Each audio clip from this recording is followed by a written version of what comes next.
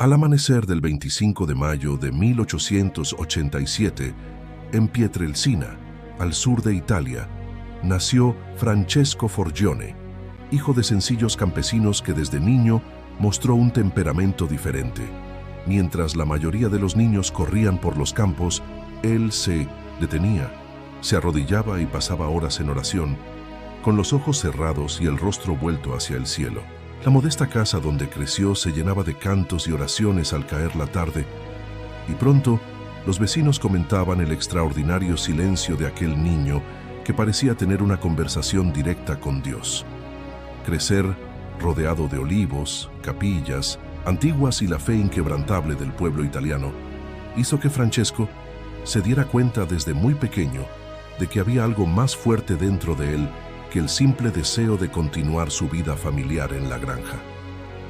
A los 5 años, reunía a los niños para rezar el rosario en el patio y sorprendía al párroco con profundas preguntas sobre los misterios de la fe. Era un chico que hablaba claro, sin rodeos, llamando la atención con su manera visionaria de creer que todo, la tierra, el sol, hasta el canto de los pájaros, era un don divino y por tanto merecía una gratitud constante.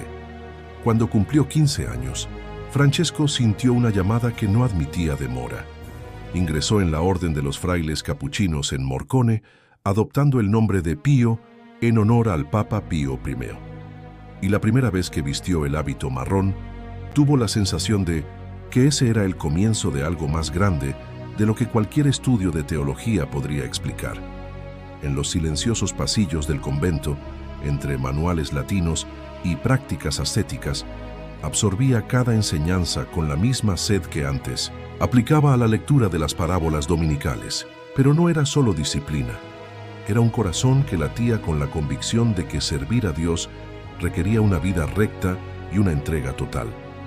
Durante su noviciado, los hermanos notaron su postura firme. Sin falsa modestia, caminaba por los claustros con lo que llamaban una autoridad gentil, capaz de inspirar confianza. Y así, el 10 de agosto de 1910, llegó su ordenación sacerdotal, cuando celebró su primera misa en Benevento con una unción que dejó atónita a la congregación. Aparecieron flores en el altar, perfumando la capilla, y muchas personas juraron haber visto un brillo sutil envolviendo sus manos mientras levantaba la hostia.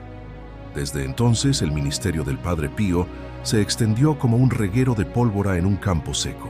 Trasladado a San Giovanni Rotondo en 1916, se convirtió en un confesor incansable, atendiendo a la gente hasta el amanecer, línea tras línea.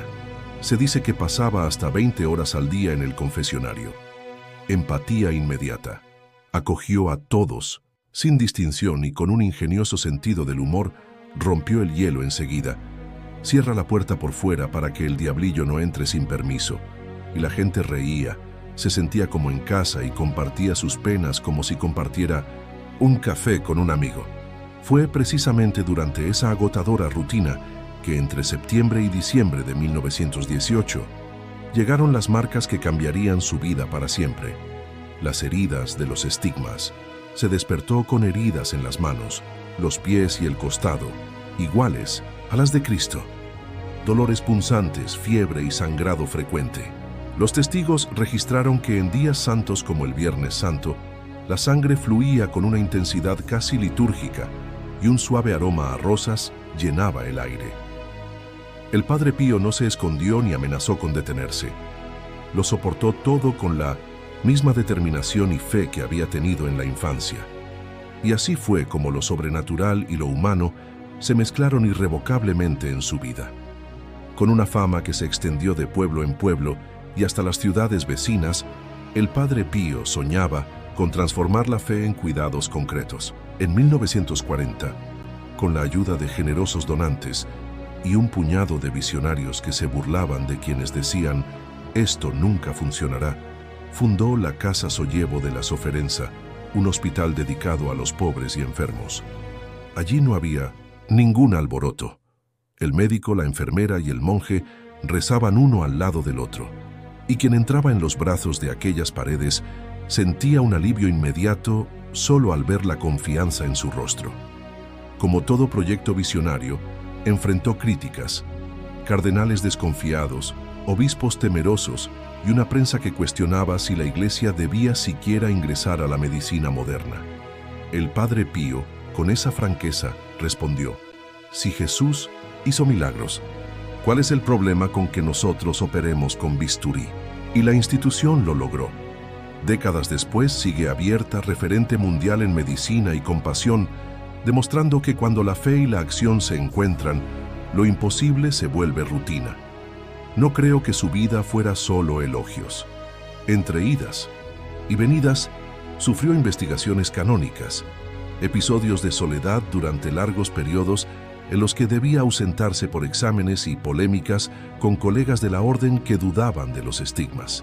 Pero fuera cual fuera el coste, mantuvo una armadura de humildad. Nunca buscó los focos a pesar de atraer multitudes. Nunca rehuyó obedecer a las autoridades eclesiásticas, incluso cuando eso significaba permanecer en silencio para demostrar su inocencia. Hasta el 23 de septiembre de 1968, cuando falleció, la comunidad de San Giovanni Rotondo vivió un luto colectivo, no el de quien perdió a un líder político, sino el de quien vio partir a un hermano cuya vida fue una pura lección de amor. Su lecho de muerte estuvo rodeado de devotos, quienes presenciaron la expresión de paz en su rostro, marcado por las heridas. Y poco después, la fama de sus virtudes se extendió aún más, plantando semillas de devoción en todos los continentes. En 1999, Benedicto XVI lo declaró beato, validando científicamente algunos milagros atribuidos a su intercesión: curaciones inexplicables, conversiones profundas, liberaciones espirituales. 3 años después, el 16 de junio de 2002, Juan Pablo II lo canonizó, poniendo fin de una vez por todas a las dudas sobre la santidad de aquel fraile italiano que hablaba sin rodeos al corazón de la gente.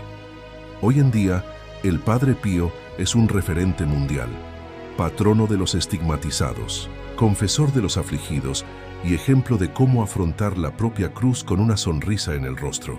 Hasta el día de hoy, los peregrinos llenan las calles italianas para rezar ante sus restos mortales y dejar notas con peticiones que van desde las más prácticas, gratitud por un trabajo, curación de un familiar, hasta las trascendentes, redención de un alma.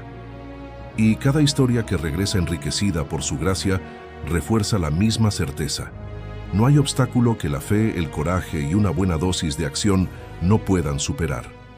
Finalmente, la vida del Padre Pío nos muestra que llevar la cruz, literal o metafórica, requiere una determinación visionaria, un compromiso inquebrantable y la confianza de que al final el amor lo transforma todo. Si él enfrentó estigmas diarios y aún así construyó un hospital, imagina lo que puedes hacer al enfrentar tus propios desafíos con la misma determinación. Deja que esta historia te inspire. Confiesa tus debilidades sin miedo, sirve a los demás sin reservas y cree que cada imposible es solo una invitación a la fe para ensuciarte las manos. En el tranquilo pueblo de Pietrelcina, al sur de 1900, Italia, en esa mañana del 25 de mayo de 1887, nació Francesco Forgione, el primero de los 8 hijos de Grazio y María Giuseppa. La casa era sencilla, de piedra rústica y puertas de madera desgastadas por el tiempo, pero el corazón de aquella familia era de oro. Cada tarde, mientras las madres criaban a sus gallinas y los padres cuidaban los olivos, Francesco se sentaba en una roca, miraba al cielo y rezaba como si tuviera prisa por hablar con Dios. Desde muy pequeño, sintió una atracción sobrenatural por los misterios de la fe. Cuando los niños del barrio corrían a jugar al escondite, él ya estaba reuniendo a los niños para rezar el rosario. Cuentan que a los 5 años interrumpió a un grupo de amigos que querían volar cometas, pidiendo a todos que se detuvieran y meditaran sobre el sufrimiento de Cristo en la cruz, y por supuesto, fue regañado por actuar como un niño sacerdote. Pero nunca se rindió. Su madre cosía vestidos sencillos para sus hijas y su padre, un campesino de manos callosas, siempre decía: «Este niño es de Dios». aunque nunca se imaginó lo literal que sería. A los 15 años, el llamado se hizo imposible de ignorar. Francesco partió hacia el convento capuchino de Morcone, cambiando el calor familiar de Pietrelcina por el frío de las celdas y el ritmo austero de la vida religiosa. En aquellos pasillos silenciosos, entre libros de latín y viejos códices de teología, descubrió el propósito que había llevado consigo desde niño: dedicar toda su vida al servicio divino. Al recibir el hábito, eligió el nombre de Pío en honor al Papa Pío I, y pronto destacó por su disciplina casi militar y la serenidad que inspiraba en sus hermanos más experimentados. No era un fraile cualquiera. Mientras muchos se limitaban a los textos, él vivía cada línea del Evangelio como si fuera la carta más urgente del mundo. El 10 de agosto de 1910, cuando se vistió por última vez la sotana antes de celebrar la primera misa en Benevento, sus ojos brillaron con un fervor inusual. En ese altar, cuentan los relatos, surgió sin explicación un aroma a rosas y que, al alzar la hostia, sus manos parecían emitir un suave resplandor, como un faro que guía a las almas afligidas. Poco después de su ordenación, en 1916, fue trasladado a la pequeña ciudad de San Giovanni Rotondo, donde permanecería el resto de sus días. Allí su reconciliación con el confesionario se hizo legendaria. Pasaba horas ininterrumpidas atendiendo a los penitentes, sosteniendo a los que llegaban con el corazón apesadumbrado, repitiendo chistes ligeros para romper el ambiente tenso, como "no olvides cerrar la puerta con llave, porque nuestro amigo de afuera tiene antecedentes", arrancando risas incluso de los que llegaban asfixiados por la culpa. Su empatía era tan grande que muchas veces la gente juraba que habían recibido ayuda un domingo, mientras el Padre Pío estaba celebrando físicamente la misa en otra parroquia, un fenómeno que vendría a llamarse bilocación. Pero nada, comparado con el día, entre septiembre y diciembre de 1918, en que aparecieron las heridas que transformaron su vida en un testimonio vivo de la pasión de Cristo. Me despertaba con heridas abiertas en las manos, los pies y el costado, a menudo iluminadas por un fuerte aroma a rosas que llenaba toda la capilla. El dolor era insoportable. Fiebres altas, hemorragias, noches de insomnio sujetando pañuelos para contener la sangre que manaba. Aún así, con la misma franqueza con la que respondió a las dudas de los fieles, afirmó: "Son signos de amor que no se pueden medir con el dolor". Y él permaneció firme, sin quejarse, aceptando cada golpe como prueba de unión con el Pensosis, maestro crucificado. Su reputación se extendió por toda Italia y pronto cruzó fronteras, atrayendo multitudes que buscaban consuelo, curación y, para muchos, un milagro. Pero el Padre Pío no despreciaba la ciencia. Veía la medicina combinada con la fe como una forma concreta de aliviar el sufrimiento humano. Así, en 1940, fundó la Casa Sollievo de la Sofferenza, un hospital que reunía a médicos, enfermeras y religiosos que compartían un mismo lema: el dolor encuentra alivio cuando la compasión se convierte en acción. El proyecto fue revolucionario y enfrentó duras críticas por parte de sectores tradicionales de la Iglesia y de la prensa, que desconfiaban de que un fraile mezclara la oración con el bisturí. Él, con su humor directo, respondió: "Si Jesús nos salvó con una mirada, ¿por qué no deberíamos usar el conocimiento que Dios nos dio?". El hospital prosperó y años después se convirtió en un referente mundial en atención humanizada, demostrando que la fe no es un obstáculo para la innovación, sino un motor de transformación.